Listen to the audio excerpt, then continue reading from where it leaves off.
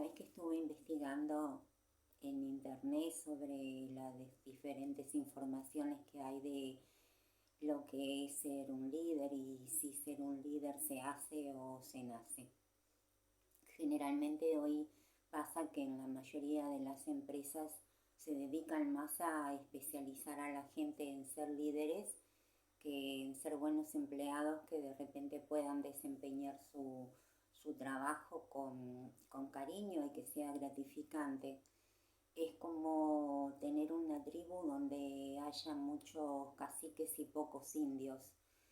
En realidad que no saqué mucha conclusión porque la mayoría de las veces que entro en YouTube me ofrece cursos de liderazgo y me parece que es importante para, más que nada para muchos jóvenes hoy en día, que empiecen a pensar que no es tan importante ser líder y que a veces inclusive no depende tu felicidad por ser un líder.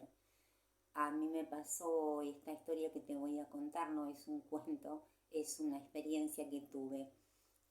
¿Cómo estás? Espero que estés pasándola bien al igual que yo.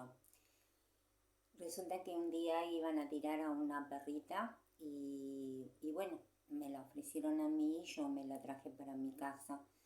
La perrita era muy rara, muy especial, o sea, eh, su anatomía era muy desproporcionada, o sea, una carita muy finita, parecía como el pico de un pajarito, las orejas muy grandes como un murciélago, y lo que más extrañaba era que se pasaba todo el día como llorisqueando en silencio y no se dejaba tocar, no se arrimaba, ni siquiera era capaz de pedir comida.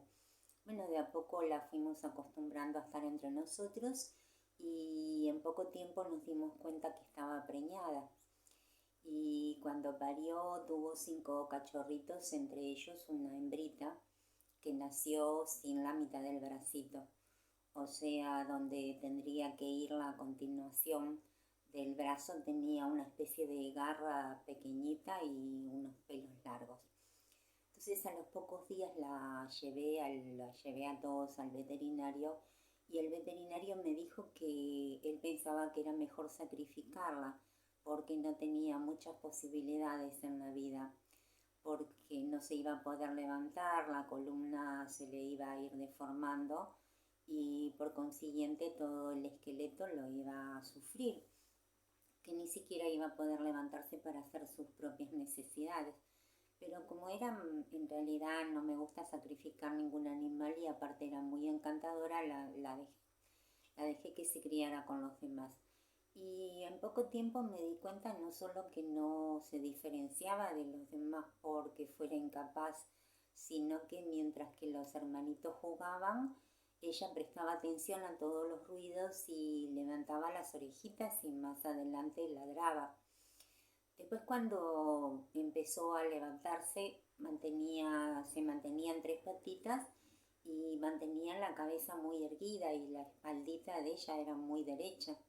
Cuando lo sacamos afuera para estar en la casilla, empecé a observarla porque siempre tenía como más cuidado con ella que con los demás y me empecé a dar cuenta que ella era la que se mantenía siempre dando vueltas como cuidando ella a los hermanos. Mientras que ellos dormían, ella es como que salía afuera, daba una recorrida. Y después más adelante un día me asombró que la mamá seguía con esa costumbre de llorar y llorar y llorar siempre. Y los días de lluvia se metían todos en la casilla y la mamá quedaba afuera llorando y llorando. Y un día ella salió de la casilla como sacada y la agarró del cuello a la mamá y la empezó a revolcar por todos lados y nosotros nos metimos porque pensamos que se estaban peleando, que la podía lastimar. Y bueno, al final lo que logramos metiéndonos fue que se alteraran todos y terminaran peleándose entre todos. Por suerte que en ese tiempo estaba de moda el encantador de perros y a mí me encantaba mirarlo. Y en uno de los capítulos de él explica que cuando los perros hacen eso es porque están muy cargados de ansiedad, vaya a saber las experiencias que habría vivido esta perrita.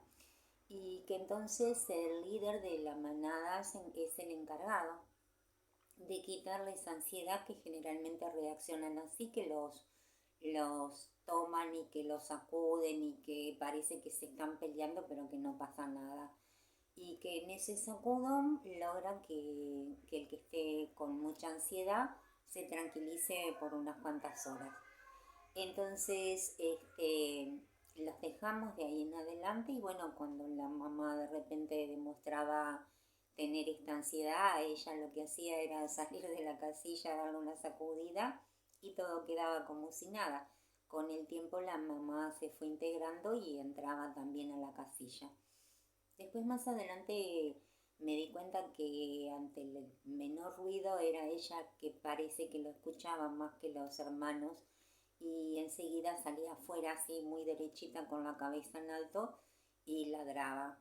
Cuando más adelante siguió creciendo y le abrimos la reja para que pasara a la parte de adelante del terreno, a la noche era la que solía ir a ladrar a la gente que pasaba y los hermanitos la seguían a ella y la mamá también, y cuando ella decidía volver porque no pasaba nada extraño, ellos también hacían lo mismo.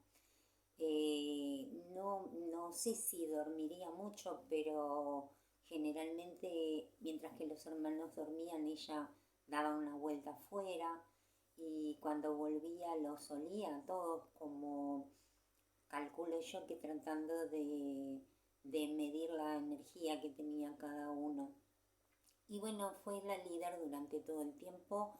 Había otra hembrita más y habían 3 machitos y ninguno de los 3 machitos en ningún momento se le enfrentaba ni trataba de competir con ella.